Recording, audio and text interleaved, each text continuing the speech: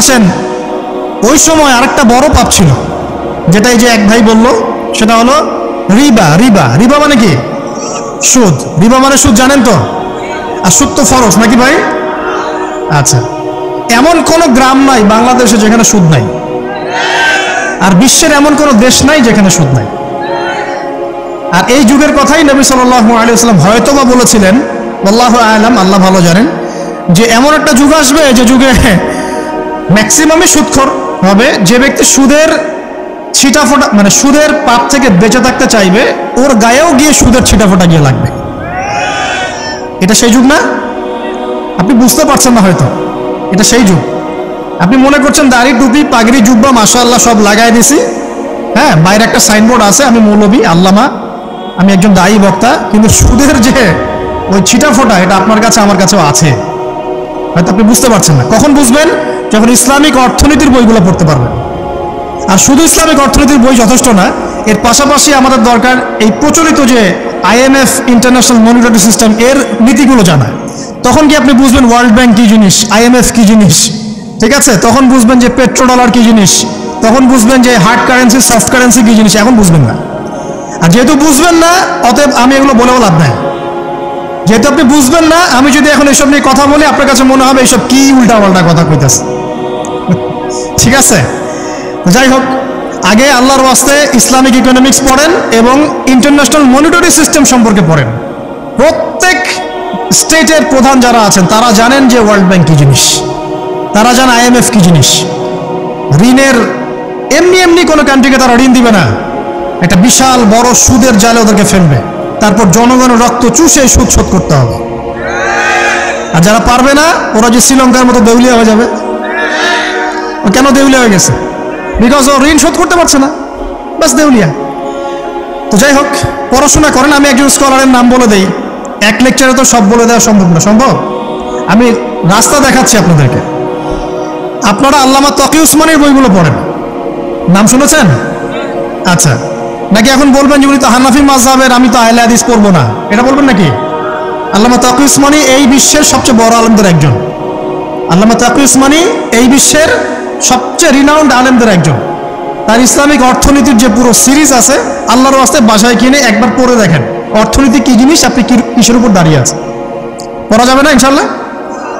আপনি তাকে ভালো যদি নাও বাসেন, তাও পড়ে দেখেন।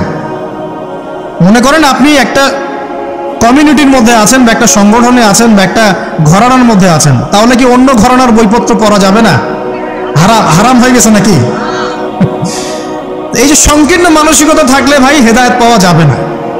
আর আপনি যে মনে করছেন আমি একদম হকের উপর আছি, আপনি সঠিক পথে আছেন ঠিকই, তবে এটা সঠিক ভুল পথ।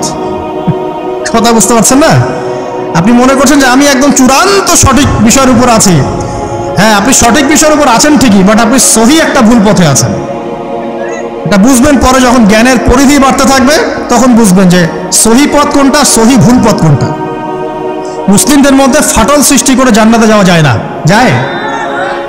পুরো মুসলিমরা একটা উম্মাহ, এবং যারাই মুসলিম উম্মার মধ্যে ফাটল সৃষ্টি করতে চায়, এরা উম্মার বন্ধু নয়, শত্রু। মুসলিম উম্মার মধ্যে কোনো ফাটল সৃষ্টি করবেন না। সবার মাঝখানেই হৃদ্যতা, ভালোবাসার বন্ধন থাকবে। যদি বিভিন্ন ধর্মের মানুষ একসাথে বসবাস করতে পারে একটা দেশে, তাহলে বিভিন্ন তরিকা এবং মাযহাবের মানুষও একসাথে থাকতে পারবে একটা দেশে ইনশাআল্লাহ।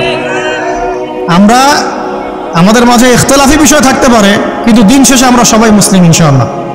দিন শেষে ইসলামের জন্য দাঁড়াতে হলে দল মত মাযহাব তরিকা নির্বিশেষে সবাই একসাথে দাঁড়াবে ইনশাআল্লাহ। আল্লাহ পাক আমাদের হৃদয়টাকে প্রশস্ত করুন, আমিন।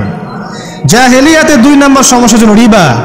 এই রিবা সম্পর্কে আগে বলি যে এখন আল্লাহ পাক কি বলেছেন। আল্লাহ পাক বলছেন যে ইয়ামহাকুল্লাহুর রিবা ওয়া ইউরবিস সাদাকাত।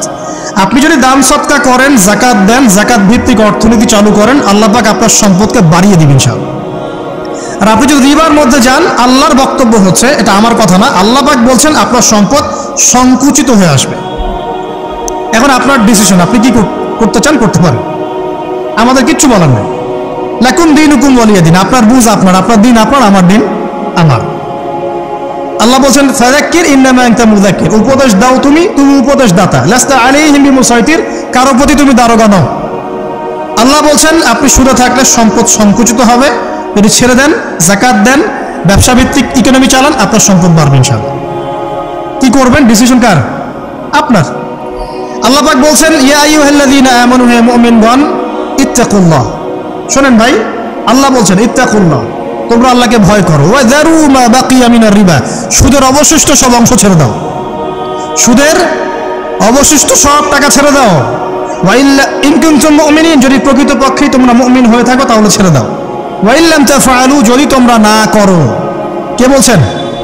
আল্লাহ। যদি তোমরা এটা না করো তাহলে আল্লাহ কি বলছেন? ফাআযানু বিহারবিন মিনাল্লাহি ওয়া রাসূলিহি, আল্লাহ এবং তার রাসূলের সাথে যুদ্ধের ঘোষণা শুনে রাখো। এটা কার কথা? এখন আপনি যদি চান আল্লাহর পক্ষে যুদ্ধ করতে পারেন, আপনি চাইলে আল্লাহ এবং তার রাসূলের বিপক্ষেও যুদ্ধ করতে পারেন। আপনাকে কি বাধা দিবে? দিবে না। ডিসিশন কার? ডিসিশন আপনার।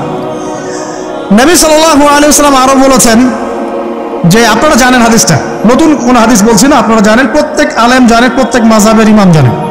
কি সেটা? যে সুদের পাপের 70 বা 73টা শাখা আছে। কয়টা? 73 বা 70টা শাখা আছে। তার সবচেয়ে নিম্ন শাখা হচ্ছে নিজের মাকে বিয়ে করা।